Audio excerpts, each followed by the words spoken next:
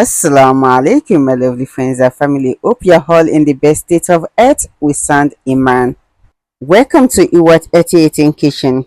In today's video, being lighter, I'm going to be sharing with you how I make this delicious rice stew without having to go to the market. The story behind this recipe is this. My sisters are due to visit me and I don't have stew in the freezer. Neither do I have the energy to go to the market. So I decided that I'm going to be cooking the stew with whatever I can find in the freezer and around the house. I'm able to find dry poma and wara kayama, which is African cheese. I first rinse the poma with cold water, then soak it with hot water overnight. Then I move to prepping the wara. Because the wara has been pre-boiled, fried and dry in the oven, I need to soak it overnight as well. I also managed to find some shaki, abodi and nose in the freezer. I think I kept this for a little chef because they want me to teach him how to cook rice stew. That will be in another day, not in today's cooking.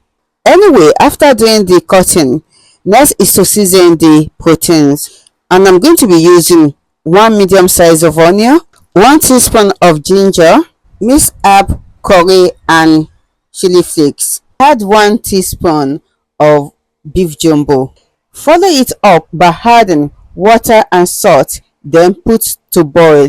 I also managed to find 2 large tongues and they have been cleaned.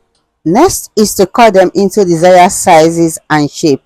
After that, I rinse them again and season with curry, thyme, minced herb and beef jumbo and little bit of onion. While that is going on, I start preparing for the sauce and I'm using 8 medium size of onions as the base. Add the onions to the chopper or blender and chop it. Then set aside while I prep the poma.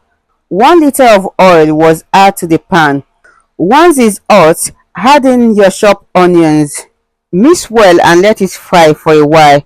Do you remember this daikon radish? As I mentioned in some of my previous videos that I'm going to be using in my cooking, this new versatile vegetable that I just discovered that is good for inflammation. Anyway, the onions has fried a little bit and I've added about 500 grams of daikon radish. Then I let it continue frying while I prep some pepper and ginger.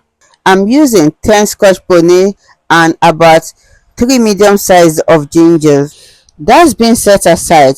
During my hunting, I also find some liver and lungs in the freezer. This has been pre-boiled and my sister helped me to cut it into smaller pieces. I add it to the pan and let it fry for like 5 minutes while I prep the pepper and ginger. Then add it to the sauce. Next is to add in some seasoning. I love to mix the seasoning. This will enable the sauce to have unique taste. So I'm using jumbo, chicken and beef. By now, the poma, shaki and abodi has finished boiling. So I'm adding it to the sauce.